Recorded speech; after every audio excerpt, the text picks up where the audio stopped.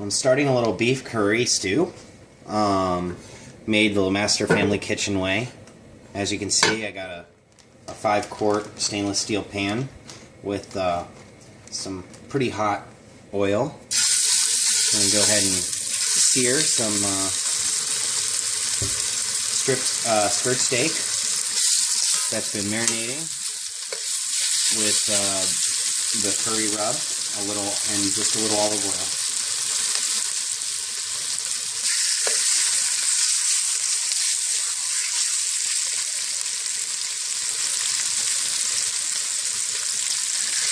Going to go ahead and let that get good and brown on both sides.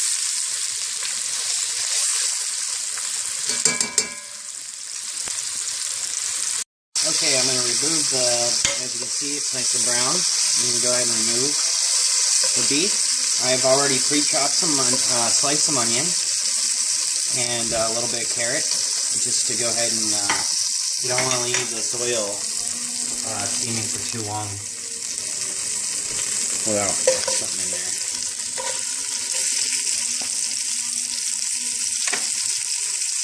I've also preheated the oven to 450 degrees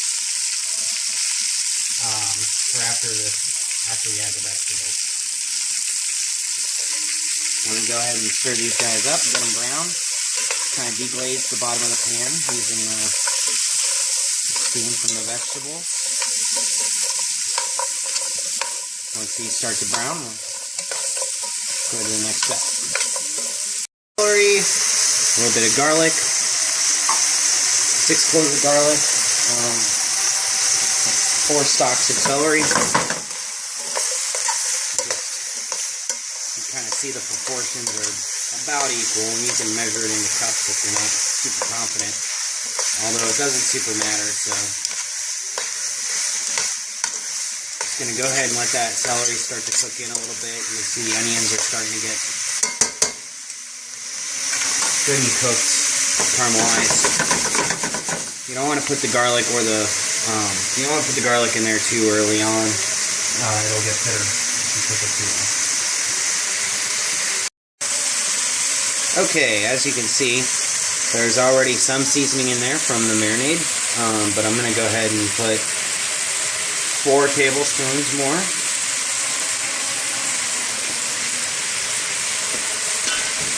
And I'm going to integrate that. What seasoning?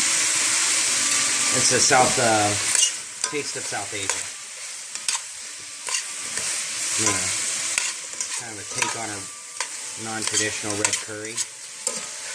Maybe with Koya peppers.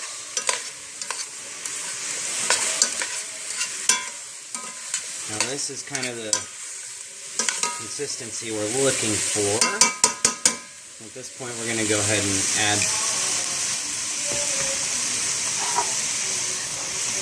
this back in.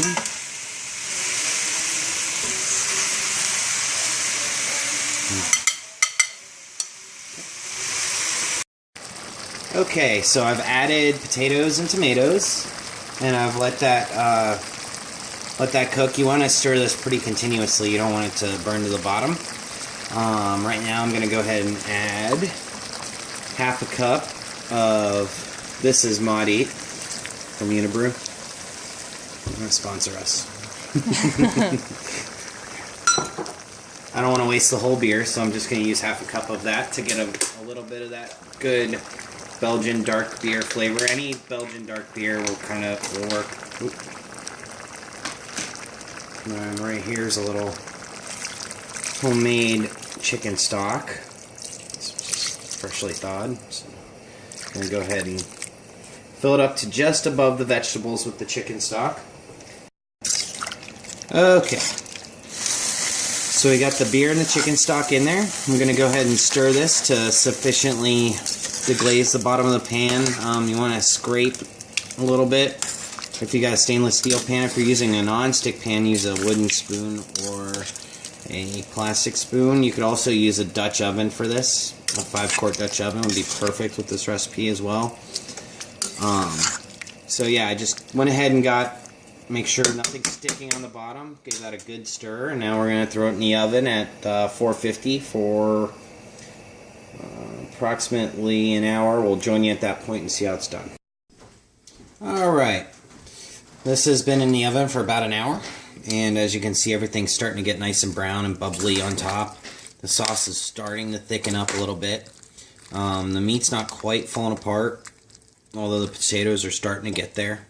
What we want is this meat to start to get stringy so it breaks down. So we're going to flip that over, leave the steak towards the top, and we'll throw this back in the oven another half an